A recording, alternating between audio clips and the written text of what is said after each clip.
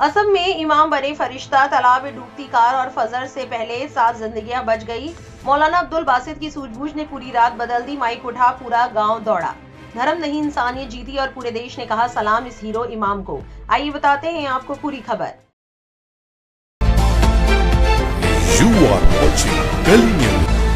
असम में श्रीभूमि जिले के नीलाम बाजार इलाके से मानवता की एक मिसाल सामने आई है।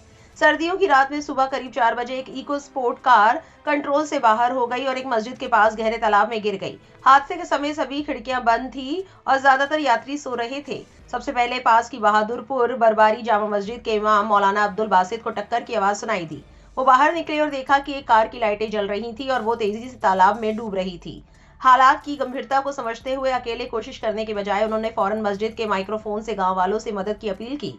इमाम की आवाज सुनकर आसपास के लोग मौके पर दौड़े। रस्सियों और दूसरे मौजूद औजारों का इस्तेमाल करके उन्होंने मिलकर कार को तालाब से बाहर निकालना शुरू किया। कुछ ही देर में कार को खींचकर निकाल लिया गया और अंदर फंसे सभी 7 लोगों को सुरक्षित बचा लिया गया। बाद में पता चला कि सभी लोग हिंदू तीर्थयात्री थे जो त्रिपुरा जा रहे थे। एक्सीडेंट के बाद सभी पैसेंजर को फर्स्ट एड के लिए पास के हेल्थ सेंटर ले जाया गया। डॉक्टरों का कहना है कि अब सभी खतरे से बाहर हैं। पैसेंजर ने बताया कि अंधेरे और नींद की वजह से कार का बैलेंस बिगड़ गया और वो सीधे तालाब में जा गिरी। मौलाना अब्दुल बासित की इस हिम्मत वाले और इंसानियत भरे काम के लिए पूरे इलाके में खूब तारीफ हो रही है।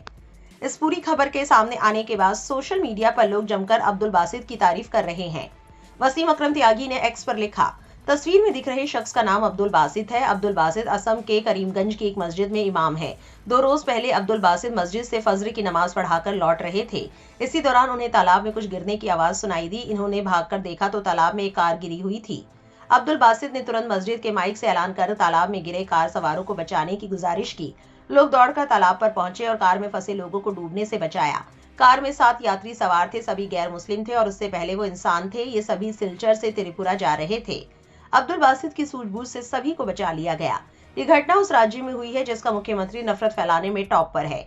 जब से वो मुख्यमंत्री बने हैं आए दिन मुसलमानों के खिलाफ अशोभनीय बयानबाजी करते रहे हैं। काविश अजीज नाम की एक यूजर ने लिखा, और फिर मोहब्बत जीत गई, मजहब पीछे रह गया।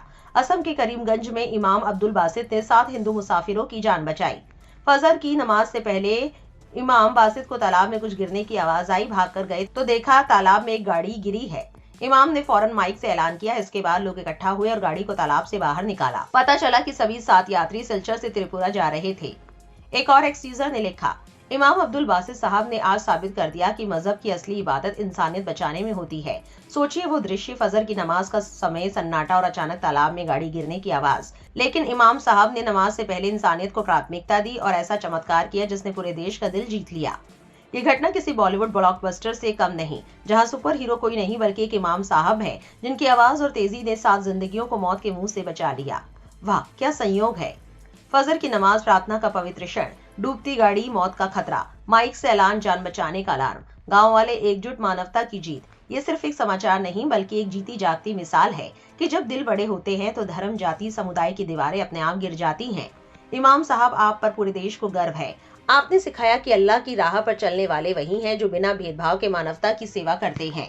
इस खबर को हर जगह फैलाइए ताकि दुनिया जाने कि भारत की असली ताकत एकता और इंसानियत में है। आपको बता दें कि श्रीभूमि और बराक वैली के कई सोशल ऑर्गेनाइजेशन ने उनकी सूझबूझ और जल्दी फैसले लेने की काबिलियत की तारीफ की है और उन्हें सम्मानित करने का इरादा जताया है।